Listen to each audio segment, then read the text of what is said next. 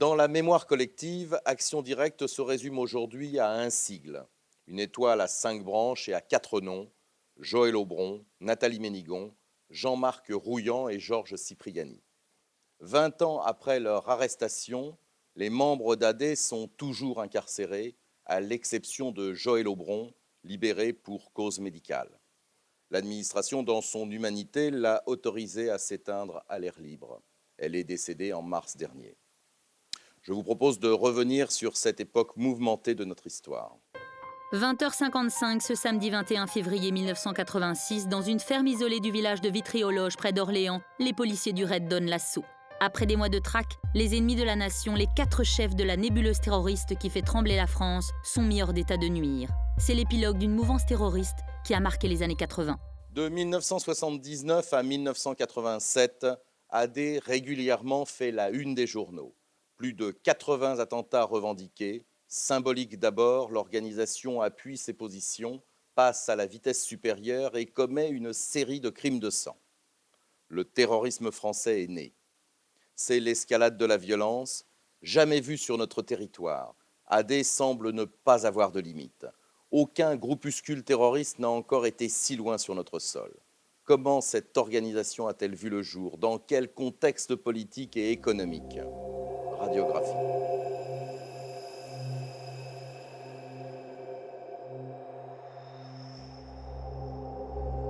Action directe, AD. Derrière ces 2 initiales, 2 hommes, 2 femmes. Joël Aubron, née en 59 à Neuilly-sur-Seine dans un milieu bourgeois, étudiante en cinéma. Elle rencontre des artistes militants. Pour eux, la jeune fille de bonne famille n'hésite pas à poser nue. Libre, bohème et rebelle, elle s'engage contre son camp d'origine. Georges Cipriani, né en 1950 dans une famille d'ouvriers, il est fraiseur à l'usine Renault.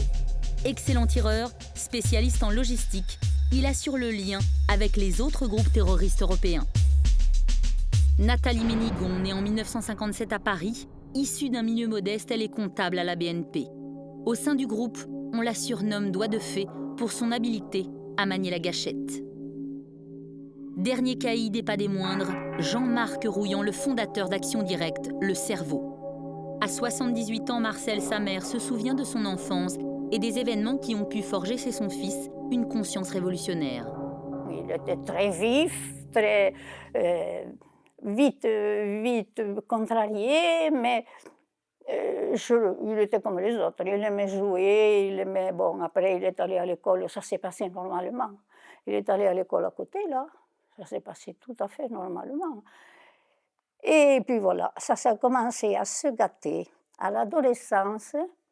Pourquoi? Parce qu'il avait à peine... Il n'avait pas 16 ans qu'en mai 68, il a entraîné dans cette aventure où il a pris goût. Et puis, il a continué à lutter contre les injustices sociales, contre tout cela.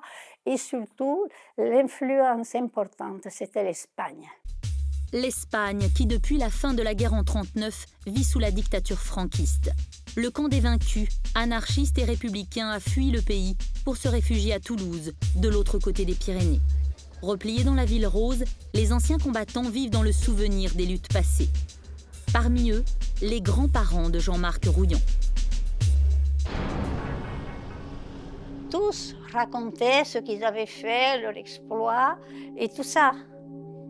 Et ça le marquait beaucoup. C'est pour ça que cette guerre d'Espagne, moi je pense qu'elle est à la base. Les enfants de réfugiés nés en exil poursuivent la lutte et deviennent à leur tour d'actifs militants antifranquistes. Parmi eux, un homme, Salvador Puig-Antich, un homme que va rencontrer Jean-Marc Rouillant, un homme qui va changer son destin. À ses côtés, Jean-Marc Rouillant fait l'apprentissage de la lutte armée. Il n'a pas encore 18 ans, il entre déjà en clandestinité. Mais leur projet révolutionnaire tourne court. En 1974, Salvador Puig-Antich, accusé du meurtre d'un policier, est exécuté par le supplice du garrot. Un choc pour son frère de sang.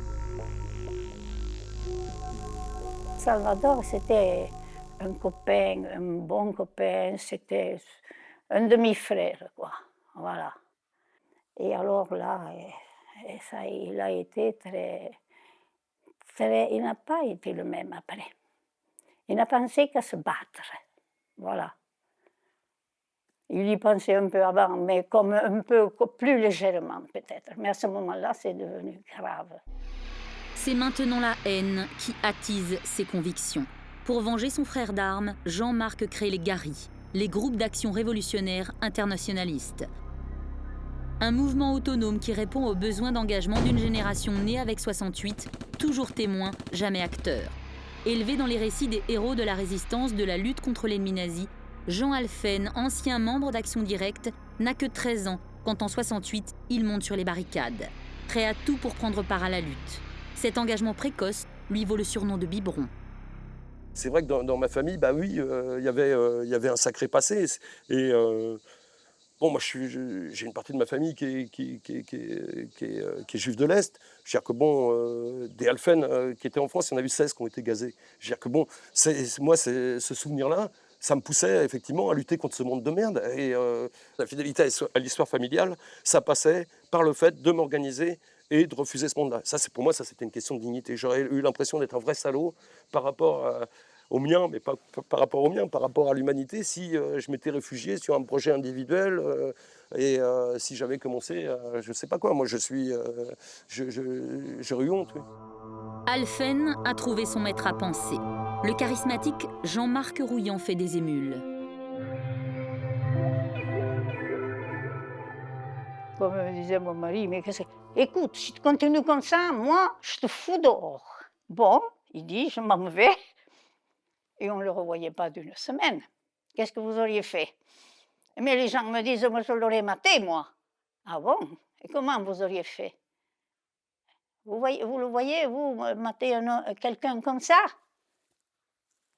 Ah là là, on avait mangé notre pain blanc avec la fille. Elle c'était l'étudiante parfaite, tout ça et tout ça. Eh bien, et alors, il ne faut pas croire qu'il était bête. Hein. Il est loin d'être bête. Enfin, c'est comme ça. Vous voyez, nous, on a fait ce qu'on a pu, avant, pendant, après, quand il a été en prison, et je le fais encore. Voilà, c'est tout ce que je peux vous dire dans ce domaine-là. Les jeunes engagés, façonnés par l'idéologie des barricades, portés par un optimisme sans précédent, marchent en rang serré. Les murs de la cité portent leurs revendications. Le vieux monde va changer et la classe ouvrière doit être réhabilitée. Michel Vivorca, sociologue, se souvient. Mai 68, il n'y a pas de violence, il n'y a pas de radicalisation, il y a beaucoup d'ouverture, beaucoup de dialogue, les gens se parlent dans la rue. Aujourd'hui, les gens se parlent dans la rue quand il y a des matchs de football et que la France gagne. À l'époque, les gens se parlent dans la rue pour des raisons qui sont de type politique. C'est vrai qu'il y avait une atmosphère de liberté, et pourtant c'était Paris sur flic. C'était le Sarkozy de l'époque, donc Marcellin, là. Il nous foutait des cartes partout, des cartes CRS, qu'est-ce qu'ils ont dû embaucher. En plus, on avait les flicards, là, qui étaient des anciens d'Algérie, qui n'étaient pas des tendres, quoi. C'était, bon. Et en même temps, il y avait un bonheur à prendre la rue. Le soir de Noël, on se baladait dans Paris, et il y a des copains qui ont commencé à faire des boules de neige, à les jeter sur les CRS. C'était pas méchant, mais les autres sont sortis des tenues de combat, lacrymogènes. Et le quartier latin a été à feu et à sang pendant toute la nuit. Mais c'était un truc incroyable. Donc, on faisait des barricades de poubelles. Tout ça, c'était parti de boules de neige, quoi. Je veux dire, ils étaient dans une hystérie incroyable. Et qu'est-ce qu'on était nombreux et qu'est-ce qu'on rigolait, quoi. Je veux dire, bon, c'est... Mai 68 n'est pas gauchiste. C'est après qu'il y a ce gauchisme. Et c'est après mai 68 qu'il y a toute cette effervescence qui est pleine de rage, de violence peu contrôlée, diffuse un peu partout. Ce qui n'était pas du coup... Il n'y a pas eu de mort en mai 68. C'est sûr qu'on était forgés de cet espoir-là, qu'on était... il n'y avait pas d'illusion, quoi. Il y avait pas de... On allait gagner. Pour moi, c'était... Alors ça allait mettre plus ou moins de temps, mais j'étais sûr que je verrais la révolution. Mais cette révolution tant escomptée ne voit pas le jour. L'élan retombe comme un soufflet. C'est le creux de la vague. Après mai 68, un certain nombre de personnes ont voulu, si je peux dire, continuer à faire vivre un mouvement qui retombait. Et c'est un double mouvement qui retombait. C'est d'abord un mouvement étudiant et ensuite un mouvement ouvrier, puisque 68 a eu une phase d'abord étudiante et une phase ensuite avant tout ouvrière. Et donc dans cette retombée, un certain nombre de personnes ont dit, nous, on continue à être porté par l'idée de grands changements, de grandes ruptures, ouvrières et étudiantes, de plus en plus ouvrières d'ailleurs dans le discours, et donc une radicalisation qui prend en particulier un tour maoïste.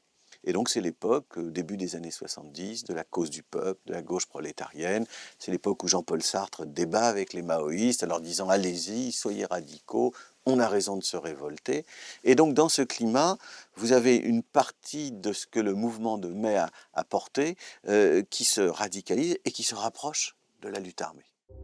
Février 72, dans cette ambiance explosive, la mort tragique d'un ouvrier va changer le cours de l'histoire.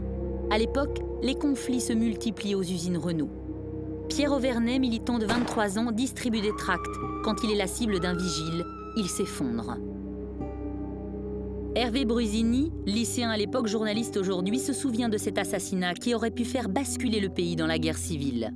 Peu de temps après, une grande manifestation a lieu avec Jean-Paul Sartre et plusieurs légions de la cause du peuple, maoïstes, qui viennent pour appeler en quelque sorte à la vengeance de la mort de Pierrot. Ça a beaucoup marqué une génération, ça. L'enterrement de Pierre Auvernais va réunir 200 000 jeunes qui crient vengeance. Pour eux, la liberté doit se gagner à la force du fusil. Mais l'extrême gauche se désolidarise et ne cautionne pas cet appel à la lutte armée. Petit à petit, on a vu les rangs se clairsemer, on a vu de plus en plus de gens sur les trottoirs, et puis à la fin, on s'est retrouvé tout seul. C'est un peu comme Charlie Chaplin, quand il ramasse le drapeau rouge qui tombe du camion, il se retrouve à la tête de la manif, il ne l'a même pas. Puis à la fin, il se retrouve tout seul. Et c'est vrai qu'on s'est retrouvé de plus en plus seul. Mais bon, c'est pas parce qu'on est peu nombreux qu'on a tort. Puis le projet, c'était ça notre projet. C'est pour ça qu'Action Directe s'est créé aussi. C'est vrai que bon, c'était l'idée de montrer que le projet était toujours vivant, le projet de libération, qu'on ne pouvait pas supporter l'insupportable. Voilà, que ce monde-là, c'était une horreur, c'était une erreur. Puis qu'on supprime pas, on n'améliore pas une erreur, on la supprime. Voilà, c'était ça notre but. En 1977, Jean-Antoine Tramoni, vigile chez Renault, sort de prison. Il y a passé 5 ans, condamné pour le meurtre du jeune militant Pierre Auvernais. Il est aussitôt assassiné, un crime revendiqué par d'anciens militants de la gauche prolétarienne qui vont rejoindre Jean-Marc Rouillant. C'est la naissance d'Action Directe. On doit l'expression à Émile Pouget qui, en 1914, parle de la lutte ouvrière contre le capitalisme. Action Directe est le fruit d'une génération trop jeune pour avoir participé aux événements de mai 68, mais dont les effluves libertaires ont fait découvrir un sentiment de révolte lié aux injustices des classes à un niveau international. Action Directe se cristallise autour du charisme de Jean-Marc Rouillant, dont le mot d'ordre est « ce n'est pas la vie que l'on propose, mais la survie ». Très vite, le groupe va mettre en œuvre une série d'actions pour tenter de rallier la population à sa cause.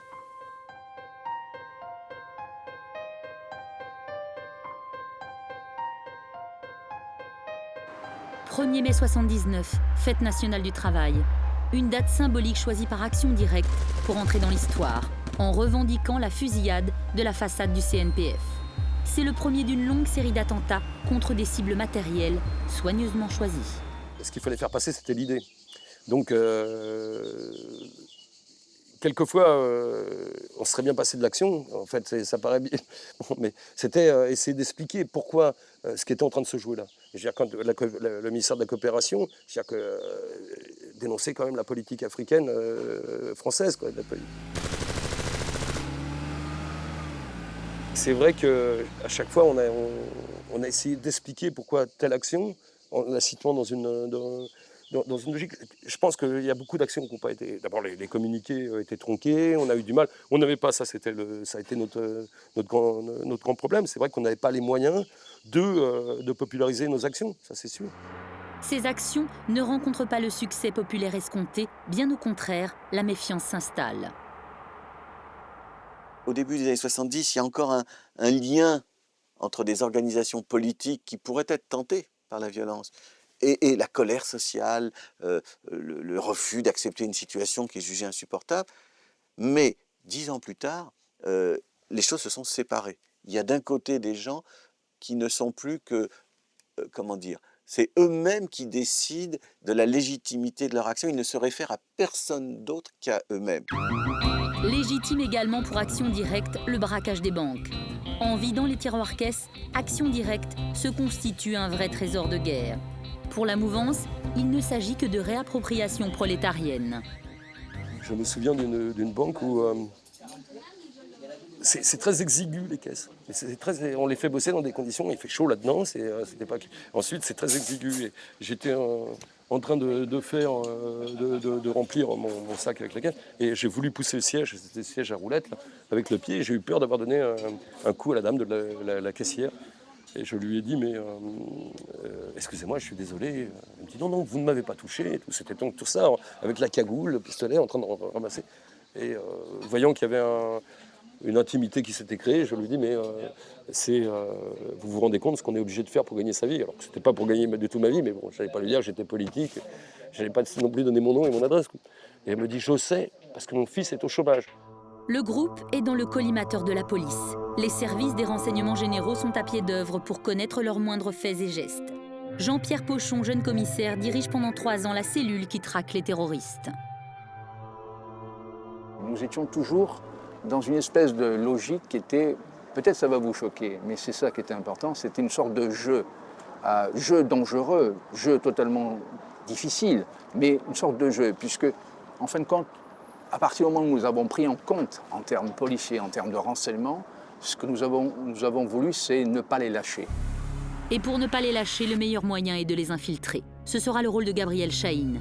En quelques mois, il endosse l'uniforme du parfait terroriste et gagne la confiance du groupe d'Action Directe. Officieusement, il est l'indique du commissaire Pochon. Ce sculpteur de 51 ans va faire tomber le couple le plus recherché de France dans un hallucinant guet-apens. La nouvelle recrue d'AD prétend être un proche du célèbre terroriste Carlos. Les éminences grises d'Action Directe tombent dans le panneau. Il voulait acquérir une audience. Carlos était le Bin Laden de l'époque. C'était l'homme phare du terrorisme, l'homme clé. On leur propose de le rencontrer. Donc, pour crédibiliser cette hypothèse, nous avons mis en place tout un scénario qui nous a conduit à les rencontrer, à nous faire passer pour des gens qui étaient susceptibles d'être des proches de Carlos. Donc, tout un scénario extrêmement sophistiqué qui, avec le recul du temps, peut paraître relativement naïf, mais il n'a pas été si naïf que ça puisqu'il a fonctionné. Rien ne se passe comme on l'a imaginé. Alors comment ça se passe? Donc on a la confirmation dans Paris que Rouillant et Ménigon sont dans la voiture qui va les amener chez Carlos, ou du moins il le croit. Et nous avions fait donc le repérage des lieux. Quand ils sont arrivés, la voiture s'est arrêtée très rapidement, le dispositif était tout autour, enfin discret, bien sûr, invisible. On voit descendre Rouillant de la voiture et qui monte à l'étage. Et à ce moment-là, on arrête pratiquement, je dirais, à bout touchant. On arrête Rouillant et il n'y a pas d'incident, il n'y a rien. Il a peur, il nous dit simplement « ne me tuez pas », mais ce n'était pas du tout notre intention. Donc il est arrêté, menotté. Mais en ce moment-là, si vous voulez, dès qu'on apprend qu'il est arrêté, on a perdu de vue quelques secondes, une fraction, tout ça c'est une fraction de seconde. On a perdu de vue la conductrice, c'est-à-dire on a perdu de vue Nathalie Ménigon qui était au volant. Et donc le dispositif, on se dit, elle est peut-être dans l'immeuble. Donc on avance, le dispositif sort de ses cachettes, de ses planques, et se regroupe devant l'immeuble. Et à ce moment-là, je vois avec 2 de mes collaborateurs une jeune femme qui quitte la rue Pergolèse. Et donc je demande de vérifier. Et on s'approche d'elle et on est à peu près à 20-30 mètres d'elle quand elle se retourne et se met à tirer sur nous avec son calibre 11-43. Le miracle, parce qu'il y a eu un miracle des deux côtés, c'est que nous, c'est peut-être normal, on était relativement pas taillés pour cela, pour ce type d'arrestation. C'est que personne ne s'est touché. Juste un de mes collaborateurs qui a eu son jean, patte d'éléphant de l'époque, transpercé par une balle. Mais ça aurait pu être un drame. En fait, elle n'a pas tiré sur les policiers en 1980, au moment de l'arrestation. Elle a tiré très en l'air. Elle a tiré très en l'air pour prévenir, parce que Jean-Marc était dans... Bon, c'était un guet-apens, mais pour prévenir que Jean-Marc qu'il y avait problème, qu'il y avait des flics en bas. Elle ne savait pas que c'était cuit aux patates. Jean-Pierre Pochon, à gauche sur cette photo, réussit un beau coup de filet. Jean-Marc Rouillant et Nathalie Ménigon sont mis sous les verrous, mais leur détention sera de courte durée.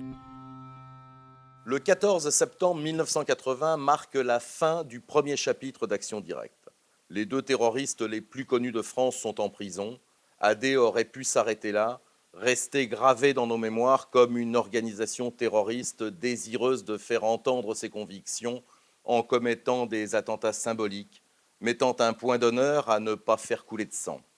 Mais le phénix va renaître de ses cendres, influencé par le contexte politique.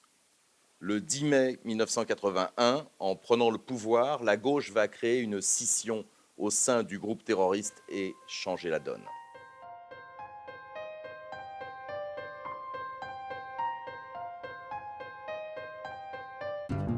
« 1981, Action directe est affaiblie, ses têtes pensantes sont derrière les barreaux.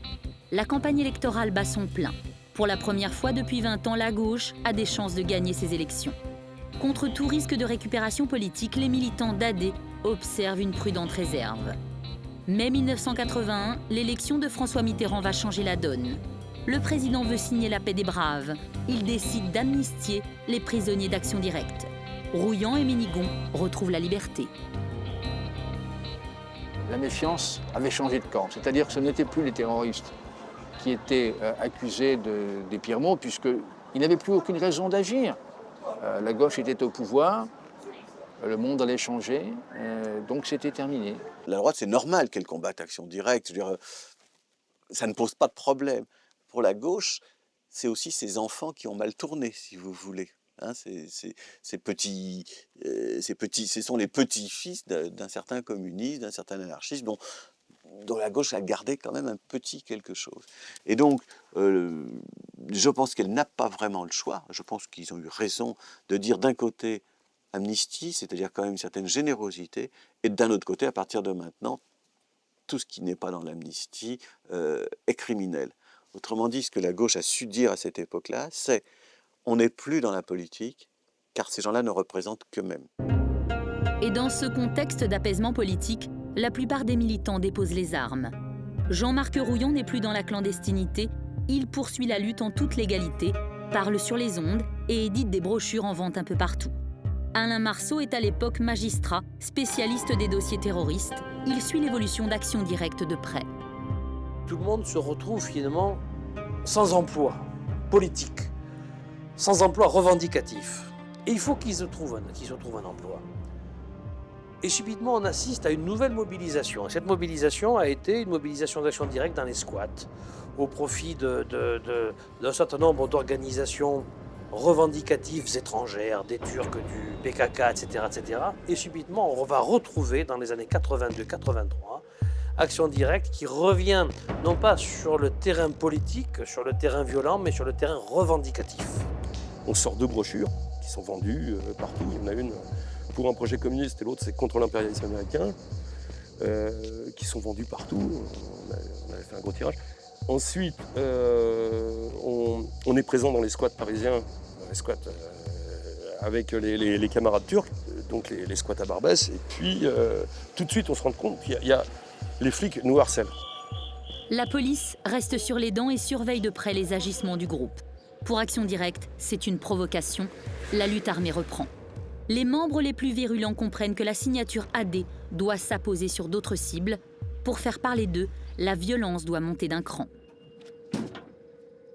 Ce jour-là, donc je téléphone à l'AFP en disant que le communiqué se trouve à l'endroit habituel. Et puis je reviens dans l'appartement, on écoute le scanner, rien. Rien du tout, ça bouge pas.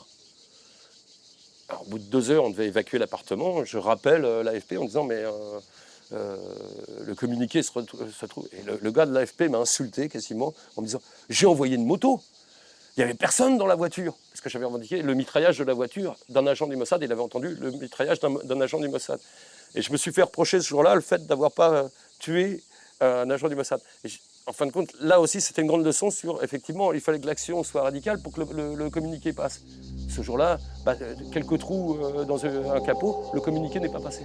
Nous étions convaincus, et d'ailleurs personnellement je l'ai écrit, que dans les rapports que j'ai transmis à mes patrons, qu'ils allaient mettre à profit cette libération pour se reconstruire, replonger dans la clandestinité et tirer les leçons de ce qui s'est passé et être encore beaucoup plus dangereux et meurtrier. Le 9 août 1982, une bombe explose devant le restaurant Goldenberg, rue des Rosiers à Paris, faisant 6 morts. C'est le premier attentat islamiste d'une longue série qui va frapper la capitale. Rien à voir avec le groupe Action Directe. Mais face à l'indignation populaire, l'État doit réagir, punir et dissoudre les mouvances terroristes. Plus facile de museler Action Directe que d'anéantir la nébuleuse islamiste. Action Directe est dissous. Le mouvement entre alors en clandestinité. La trêve aura été de courte durée. Pour les militants, c'est la désillusion, une décision qui solde leurs espoirs et qui radicalise la lutte. Maître Christian Ettelin a assuré la défense de Jean-Marc Rouillon lors de ses différents procès. C'est un discours de rupture que tient Mitterrand lorsqu'il prend le pouvoir au sein du Parti socialiste, en indiquant que nul ne peut être considéré comme socialiste s'il n'a pas comme perspective la rupture avec le capitalisme. Donc il y a un grand rêve. Et alors qu'est-ce qui se passe ? Il y a ce discours de rupture avec le capitalisme. Très vite, au bout d'un an et demi de pouvoir, on se rend compte qu'on a rompu avec rien du tout. Et puis, c'est l'ordre économique géré de la façon la plus rigoureuse qui soit qui revient. On assiste alors à l'émergence de la troisième génération d'Action Directe, la génération terrible, celle qui ne discute plus avec le pouvoir. Elle est composée des durs, ceux qui vont faire le choix des armes. Premier acte, la fusillade de l'avenue Truden, une bavure. 31 mai 1985, le quartier est en proie à une recrudescence de cambriolage. Des policiers patrouillent. Une brigade en civil repère un groupe suspect. 3 hommes munis de sacs de sport. 3 hommes qui pourraient être des cambrioleurs. La police décide de les contrôler. Ils ont vu juste. Ce sont des membres d'Action Directe qui déménagent une planque d'armes. À peine sortis de leur véhicule, les forces de l'ordre sont pris pour cible. Le brigadier chef s'écroule, une balle dans la tête. Le gardien de la paix qui l'accompagne est touché en plein cœur. Les assassins prennent la fuite. Quelques jours plus tard, Action Directe revendique la fusillade. AD assume le choix du sang.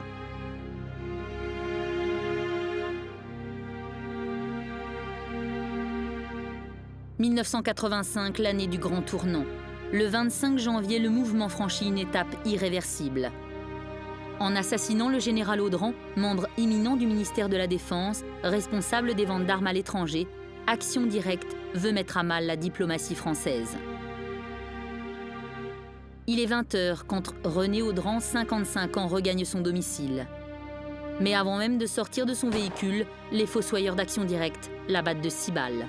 21 ans après ce drame, Anne Squarneck, sa sœur, n'a rien oublié de ce jour froid de janvier. Elle se souvient de l'appel de sa nièce. Quand elle a téléphoné en me disant « j'ai entendu 3 coups de feu, j'ai peur », je lui ai répondu « surtout ne bouge pas, ne sors pas ». Elle me dit « mais la voiture de papa est là, la porte est ouverte et je vois rien bouger ». Alors, mon mari était là, je lui dis Marie-Hélène a entendu 3 coups de feu. Alors on a couru là-bas, on est arrivés les premiers. On a bien vu qu'il n'y avait plus rien à faire. Je revois tout, j'ai les images dans les yeux. Et vous savez, après, j'ai dit à mon mari emmène-moi faire un voyage loin pour que j'oublie cette image. Alors on a fait un voyage, on est parti 15 jours au Sri Lanka. C'est une image que je n'oublie pas. Je le vois toujours, mon frère couché sur la banquette de sa voiture. Je l'oublierai, je ne peux pas l'oublier. Ça ne s'éteint pas. Souvent les images s'estompent, mais je pense que j'ai été tellement choquée que c'est imprimé dans mon cerveau. Hein. Je ne l'oublie pas, rien.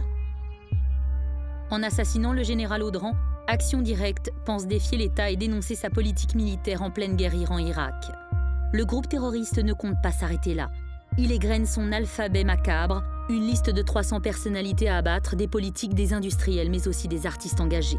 L'épopée sanglante ne fait que commencer. 17 novembre 1986, 2 femmes planquent devant le 16 boulevard Edgar Quinet à Paris. Il est 20h quand Georges Besse, le patron de Renault, traverse la rue comme chaque soir pour rejoindre son domicile. Il est froidement abattu. Une première balle dans l'épaule, la deuxième dans la nuque, une troisième dans la tête à bout portant. Un travail de professionnel. Les 2 femmes disparaissent en longeant le mur du cimetière du Montparnasse. Nathalie Ménigon et Joël Aubron, les Amazones de la terreur, ont assassiné celui qu'elles surnomment la Brute, symbole du capitalisme et de la puissance industrielle française. Nous avons été prévenus extrêmement rapidement de l'assassinat. Et nous sommes partis à 2 motos et nous sommes arrivés alors que le périmètre de sécurité n'avait pas encore été dressé par les forces de l'ordre. Et j'ai vu cette scène terrible de cet homme qui était allongé dans la rue. C'était un grand choc. Je crois que c'était la première fois que je voyais un mort par terrorisme français sur notre propre territoire. Ça s'était passé en fin d'après-midi, en début de soirée. Et c'est quelque chose qui m'est toujours resté. Le lendemain, à la sortie du métro Raspail, un tract de revendication à en tête Action Directe est retrouvé. Il est signé Commando Pierre Auvernais. Pierre Auvernais, cet ouvrier militant assassiné 13 ans auparavant par un vigile de chez Renault. Pour les enquêteurs, pas de doute, le crime est signé Action Directe. L'arrestation des membres d'AD devient une priorité nationale, tant au niveau juridique que policier, tous les moyens sont déployés. C'est l'apparition des juges antiterroristes. Tous les espoirs se fondent sur Jean-Louis Bruguière et Alain Marceau, qui incarnent ces nouveaux hommes de loi. 1986, on est en novembre 1986, le ministre de l'Intérieur, Charles Pasqua, vient de dire on va terroriser les terroristes, et il fait référence aux actions qui sont menées par les groupes islamistes, on ne le sait pas encore, mais ce sont les groupes islamistes qui ont posé des bombes de décembre 85 jusqu'à la rue de Rennes, septembre 1986. En même temps, on a le TA, les Corses, etc. On assassine beaucoup en France, on tue beaucoup en France. Et alors qu'on pense qu'on est arrivé au bout d'un processus terroriste et de violence sur la voie publique, ce soir de novembre, on apprend qu'en plus, le patron de la régie Renault, Georges Besse, vient d'être assassiné et que son corps est là, en train de refroidir devant son domicile. L'État cherche forcément des réponses. Le gouvernement, il est responsable face d'une opinion publique qui s'interroge, qui dit « Mais bon sang, de cette manière, je vous ai élu pour faire en sorte de rétablir l'ordre public, de faire en sorte qu'il n'y ait plus ce genre d'exaction. Vous avez été élu pour ça. Et vous échouez. » Et c'est la raison pour laquelle le personnel politique, quel que soit son niveau, du Premier ministre jusqu'au ministre en charge des affaires, se trouve déstabilisé. L'État est déstabilisé à travers tout cela, à travers cet assassinat de Georges Besse, qui a une symbolique extraordinaire. En novembre, il faut se remettre à cette époque, et il faut voir arriver le personnel politique devant nous pour comprendre combien ils sont désemparés, et ils sont à la recherche d'une solution. On leur aurait proposé de partir et de marcher sur la Lune, je crois qu'ils auraient dit oui ce soir-là. C'était trouvez-moi une solution pour sortir d'un contexte ingérable sur le plan de la sécurité, sur le plan de la violence, sur le plan de l'assassinat. À cette époque, Jean Alphen, membre d'Action Directe, est en prison depuis 4 ans, soupçonné avec son frère d'avoir participé à la fusillade de l'avenue Truden. Il n'a pas pris part aux débats qui ont amené Action Directe à préférer le crime de sang, à passer de la cible matérielle à la cible humaine. Je me pose la question, est-ce qu'on a les moyens politiques d'assumer une opération comme celle-là? Cher militaire, oui, c'était bon. Bien sûr, c'est tout simple. Mais cher politique, est-ce qu'on peut expliquer pourquoi? Est-ce que, je me dis, effectivement, on l'a vu, on n'avait pas les moyens d'expliquer ça. Alors bon, on nous fait tout un discours sur Georges Besse, bon mari, bon patron, bon tout ça. En fait, c'était combien de milliers de licenciements? Je veux dire, bon, c'était ça aussi sa réalité. Alors, est-ce que ça légitime le fait qu'on l'exécute? Ça, c'est un autre débat. Je veux dire qu'on l'aura peut-être quand tout le monde sera sorti de prison. Une traque policière sans précédent s'engage contre les 2 couples qui ont agi de sang-froid. On sait qu'il s'agit du noyau dur de la branche d'AD. Le quatuor, en rupture de société, est en cavale depuis plus d'1 an. Tous les services de renseignement, de contre-espionnage et de lutte contre le terrorisme travaillent en étroite collaboration. Dans cette période de tension, les politiques exigent des résultats, mais l'enquête s'enlise.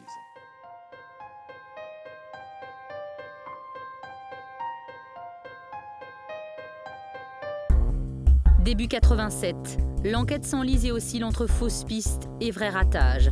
Pourtant, d'importants moyens ont été déployés. Le portrait des 4 chefs d'Action Directe est placardé dans tous les commissariats de France. L'État offre même la récompense d'1 million de francs à toute personne susceptible de fournir des informations, du jamais vu dans l'histoire policière. Jean-Marc Rouillon et Nathalie Ménigon, alias Robert et Nadine, ont pris leur quartier dans le Loiret. Pour leurs voisins, ils n'ont rien de terroriste, ils forment un couple paisible de chercheurs belges. Traqués par toutes les polices, ils savourent paradoxalement la vie dans ce qu'elle a de plus simple. Christian Bidot, journaliste à la Nouvelle République d'Orléans, a pu vérifier que le couple s'était totalement fondu dans ce paysage tranquille et bucolique. On apprendra qu'effectivement, chez Restra, qui était le voisin le plus proche de Ménigon et Rouillan, les gendarmes venaient boire l'apéro régulièrement. Et c'était assez peu intéressé à ces gens un petit peu marginaux. Pourquoi marginaux? Parce que c'était a priori des Parisiens. Ils avaient une 205 immatriculée en Belgique. Bon, alors après, la façon dont ils ont été repérés, là aussi, ça a donné lieu à polémique. Qu'en fait, ils n'ont pas été reconnus par des gens du village. Ils ont été reconnus par une coïncidence, à Tours d'ailleurs, parce que, disons pour faire simple, que Nathalie avait le même gynécologue que quelqu'un de la DST, qu'une femme de la DST. Donc bon, ça s'est fait comme ça en fait. Ce tuyau arrive aux renseignements généraux. Une équipe s'installe en repérage aux abords de la ferme pour tenter d'identifier le couple. Au bout de 36 heures de planque, une femme sort enfin. Les hommes du raid la prennent en filature. Direction l'épicerie de Vitry-aux-Loges. La femme, qui sort les bras chargés de victuailles, est formellement identifiée à 17h30. La fidèle cliente de l'épicerie de village est Nathalie Ménigon, la criminelle la plus recherchée de France. C'est un hiver très froid, c'est 1987, il fait un froid de gueux dans cette plaine près d'Orléans. Les routes sont verglacées, c'est l'horreur absolue, rien que pour y aller. Et lorsque le top de l'interpellation est donné, moi je ne suis pas présent puisque je suis en arrière-plan, en back-office si je puis dire, lorsque le feu vert est donné pour l'interpellation, juste avant 9h du soir, on est un peu dans l'inconnu. Qu'est-ce qu'on va trouver en face? Donc on défonce les portes, le groupe d'intervention effectivement pénètre à l'intérieur, Rouillan va pour saisir un pistolet mitrailleur qui était sur un genre d'étagère. Une petite rafale de pistolet mitrailleur le saisit juste par derrière. Il reçoit un éclat de plâtre, je crois, dans la fesse, qui va le faire boiter pendant quelques jours. Et il se calme, Dieu merci, il ne peut pas riposter. Mais on était visiblement en présence de gens qui avaient prévu de ne pas se laisser arrêter facilement et donc de riposter à une interpellation compliquée. Et l'interpellation a été une interpellation relativement compliquée. Et après quelques minutes, on se rend compte que c'est bien les 4 personnes que l'on recherche.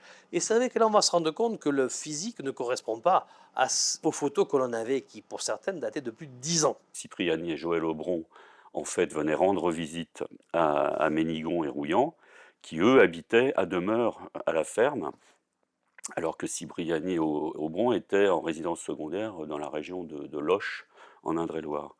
Et donc ce soir-là, ils étaient tous les 4. Donc c'était le gros lot pour la police, et pour Pasqua en particulier, qui était ministre de l'Intérieur à l'époque, puisqu'il s'attendait à l'origine à arrêter 2 personnes d'Action Directe, les deux têtes d'Action Directe. Il a fait un coup de filet avec les 4. On découvre que c'est bien eux, ils ont les menottes dans le dos, ils ne disent rien. On va retrouver une partie de la sacoche de Georges Besse, plus ou moins découpée, dans lequel on avait tailladé je ne sais plus quoi. On va se rendre compte que ces 2 couples font des confits de canards, qui vivent finalement comme n'importe quel couple ordinaire, mais avec des pistolets automatiques, qui rapidement d'ailleurs permettront de déterminer que ces armes ont été utilisées pour les assassinats de telle ou telle personne. On va retrouver ces dictionnaires franco-allemands ou franco-italiens.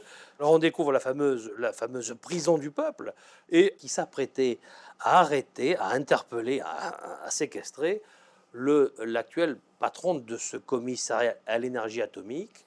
Alors, quelle aurait été la revendication en face? Parce que là, nous n'avons jamais eu d'explication. Qu'est-ce qu'ils auraient fait en face s'ils avaient réussi à enlever cette personne? Quelle aurait été leur revendication? Je ne sais pas.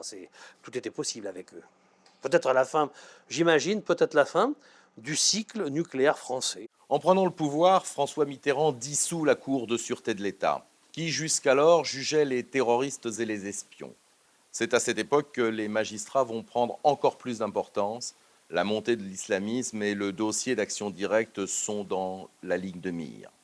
Le parquet met en place une galerie de juges d'instruction antiterroristes, dont le plus célèbre est Jean-Louis Bruguière. Les politiques et la justice semblent bien décidés à ne pas faire de cadeaux à l'organisation. C'est devant la cour d'assises spéciale, composée de 7 magistrats professionnels, que ceux qui ont déclaré la guerre à l'État vont être jugés dans une ambiance très particulière. Pendant toute l'instruction, les terroristes d'AD répéteront qu'ils n'ont rien à dire, qu'ils ne souhaitent répondre à aucune question. Pour eux, il n'y a ni erreur, ni repentir, ni regret. Un mutisme qu'ils observeront tout au long de leur procès.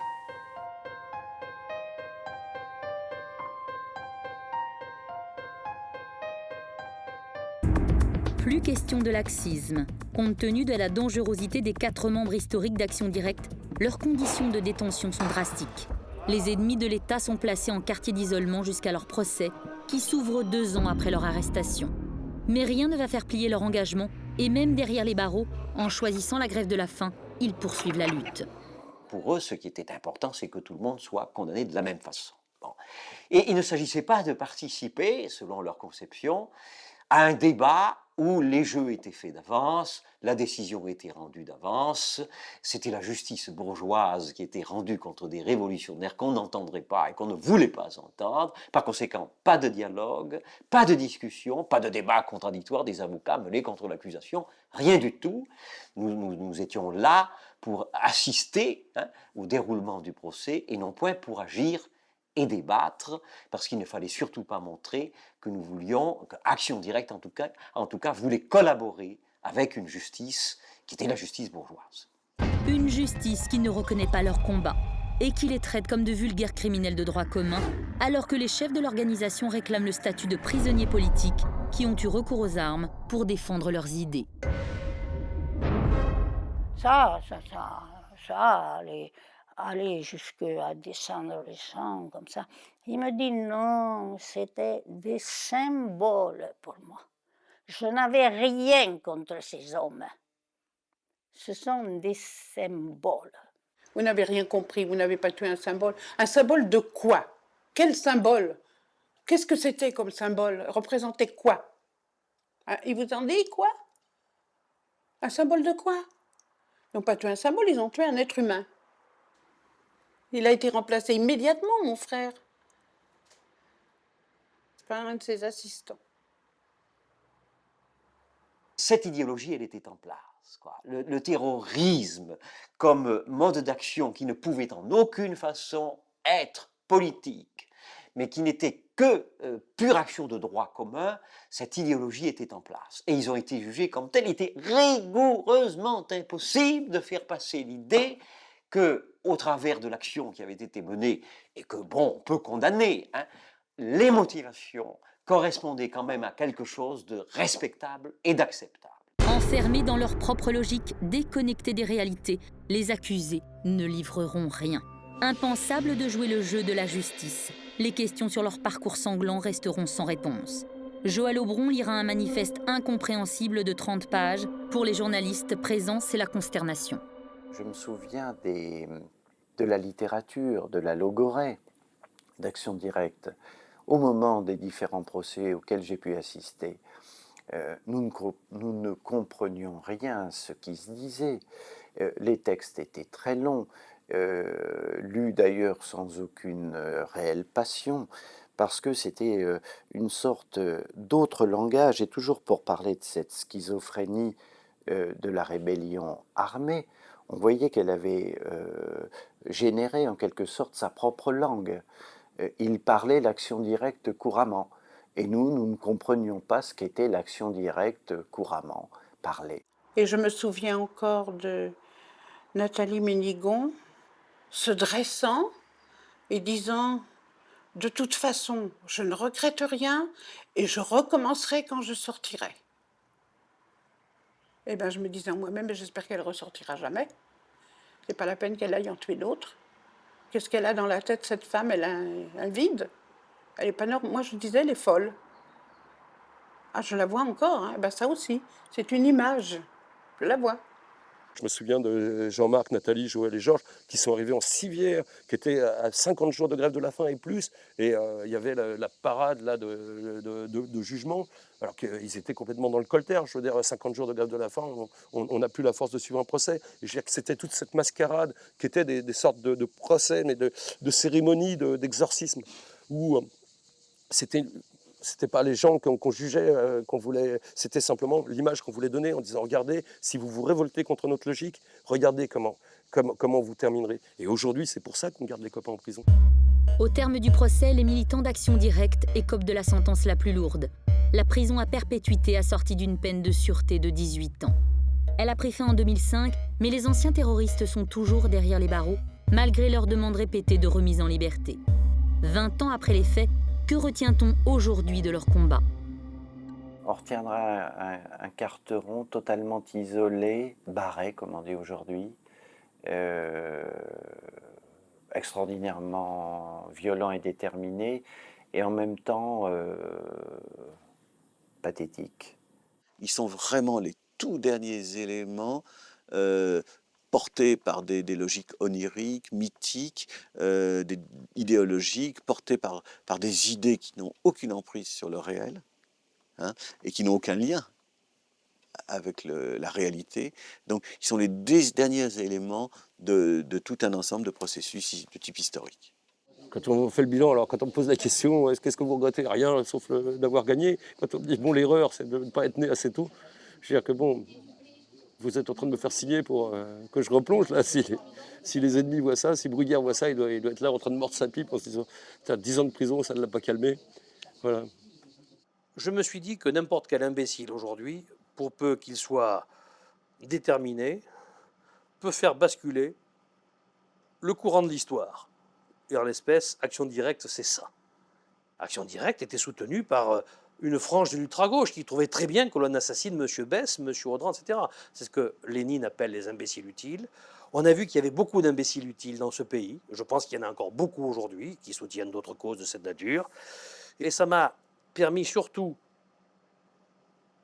de comprendre quelle était la souffrance des victimes et de leurs familles. Et je peux vous assurer que ça m'a marqué. Et j'ai compris ce jour-là que j'étais définitivement du côté des victimes et jamais du côté des bourreaux. Beaucoup s'étonnent aujourd'hui de l'inflexibilité de l'État à vouloir libérer les ennemis d'antan. Aujourd'hui terriblement affaiblis par la longévité de leur incarcération et leurs drastiques conditions de détention, Georges Cipriani a sombré dans la folie, Nathalie Ménigon a fait 2 accidents vasculaires cérébraux, Jean-Marc Rouillant serait lui en mauvaise condition physique, Joëlle Aubron, atteinte d'une tumeur au cerveau, sera la seule à bénéficier d'une libération. Elle sort en juin 2004 pour mourir moins de 2 ans plus tard.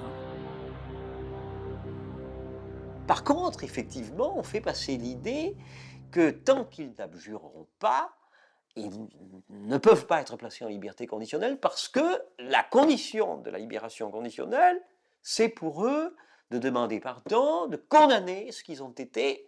Alors, condamner ce qu'ils ont fait passe encore, mais on exige d'eux qu'ils condamnent ce qu'ils ont pensé, donc ce qu'ils ont été. Comme être pensant. Ça n'a pas été obligatoirement une erreur, ça a été un échec. Bon, maintenant, d'autres hypothèses sont possibles pour en finir avec ce monde-là. Hein, il va falloir les tenter. Ils ont fait ce qu'ils voulaient, ils ont pris leurs responsabilités et maintenant ils doivent payer leur acte. Ils se sont engagés et moi je dis ce qui leur arrive, c'est tant pis pour eux. Je n'ai pas de pitié, je n'ai pas. Je me demande même quelquefois si je pourrais leur pardonner un jour. Pour le moment, je ne peux toujours pas. C'est sa vie, il ne la regrette pas. Il est détendu, je voudrais que vous le voyiez. C'est ça. Et que faire? Mais que faire? Je me suis posé 100 fois la question. Qu'est-ce qu'on peut faire dans un cas comme ça? On ne peut pas se ficher à l'eau quand même, hein? C'est comme ça. J'ai tenu le coup et je le tiens encore. Aujourd'hui, derrière les murs de sa prison, Jean-Marc Rouillant reste l'éternel militant, mais il a choisi d'autres armes inoffensives, les mots. À 16 ans, on entrevoit parfois son histoire, d'un seul trait foudroyant telle la balle. Quelque chose qui dépasse, ne serait-ce qu'un petit peu la vie d'insecte obtus qui nous est promise. De cette révolte qui me berce et me bercera désormais comme le battement d'un deuxième cœur. Une révolte aujourd'hui sourde, une révolte qui reste incohérente, aberrante dans ses modes d'expression. Le combat d'Action Directe n'a pas été compris, il ne le sera jamais. Il restera une absurdité. Les militants d'hier ne sont plus les ennemis d'aujourd'hui. La menace est ailleurs.